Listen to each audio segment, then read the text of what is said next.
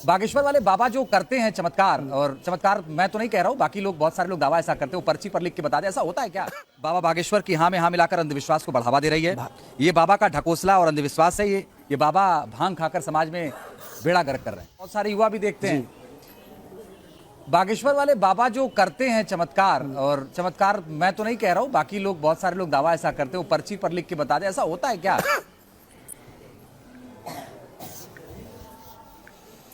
भाई भगवान जो चाहे सब हो सकता है। हनुमान जी लंका गए तो सुंदर हनुमान चालीसा में एक बात लिखी, प्रभु मुद्रिका मेली मुख माही, जलधि लांघ गए अचरज नाही।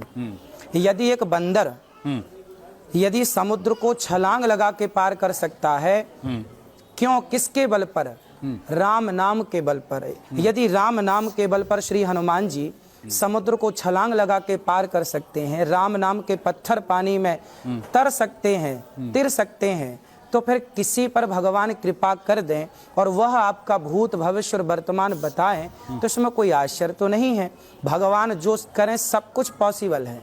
भगवान की कृपा होनी चाहिए। यदि कृपा है तो आप पर हाथ रख दें भगवान, तो आप समुद्र छलांग लगा के पार कर लो। इसमें कोई आश्चर्य नहीं है।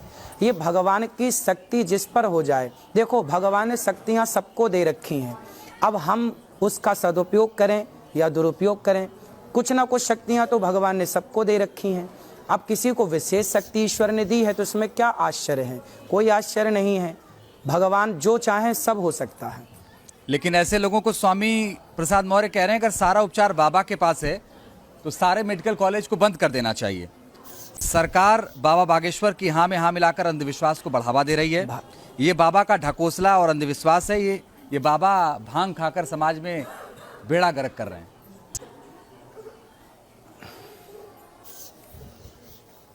देखिए, कहने वाले तो कुछ भी कह सकते हैं। जब हमारे देश में कितने महापुरुष हुए हैं बताइए, जो चमत्कार। अब नीम करौली वाले महाराज जी का नाम सुना होगा आपने जी। आपने श्री उड़िया बाबा जी का नाम सुना होगा। ऐसे महापुरुष ये क्या नहीं कर सकते थे? कितनी शक्तियां थीं आपके पास।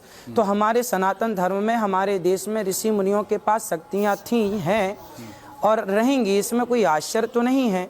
यदि वो शक्तियां आज सामने आ गई समाज के, तो चूंकि पहली बार सामने आई हैं तो हमें बिलीव नहीं हो रहा है, विश्वास नहीं हो रहा है, जबकि ये शक्तियां अनादि हैं। और किसी पर यदि विशेष रूप से भगवत कृपा हुई है तो हमें उन शक्तियों का आनंद लेना चाहिए। रही हॉस्पिटलों की बात, तो देखिए, ये शक्ति केवल इसलिए है ताकि आप ये देख सकें कि शक्तियां जीवित हैं। जो सनातन पर सवाल खड़े करते थे, भगवान को लेकर सवाल खड़े करते थे, उनके सवाल खड़े ना हो, इसलिए भगवान ने शक्ति का टेलर दिखा दिया कि भाई देख लो, मैं जब चाहूँ तो शक्तियाँ प्रकट कर सकता हूँ। तो ये सनातन धर्म में हमारे ऋषि मुनियों के पास ये शक्ति पहले भी थी, आज भी हैं और आगे रहेंगी। जब तक ये धरती रहेगी तब तक ये शक्तियाँ जीवित रहेंगी। लेकिन अनुराधाचार्य जी, अगर स्वामी प्रसाद जी मौर्य ये कह रहे हैं कि भाई अगर सारा इलाज उन्हीं के पास है तो बंद कर दो मेडिकल कॉलेज, तो गलत क्या कह रहे हैं? अगर सारा इलाज है और सारा दावा ये है, तो या तो फिर है या तो नहीं है। दोनों में से दोनों चीजें तो शायद नहीं हो सकती।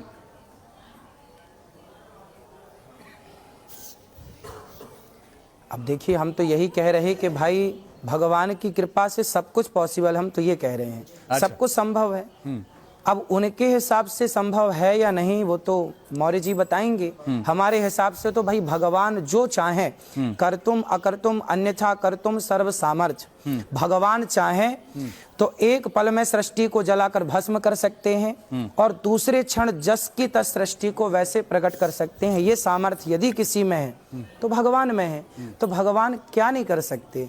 तो भगवान सब कर सकते हैं। जैसे शक्ति ईश्वर ने दी है वो सब कर सकता है ना। परंतु ये व्यवस्थाएं बनी रहे, ये व्यवस्थाएं भंग ना हो। भाई एक ही व्यक्ति यदि सब कर लेगा तो फिर वहाँ बाकी लोग जो बैठे हैं, फिर वहाँ पर एक ही व्यक्ति कैसे सबका इलाज कर पाएगा?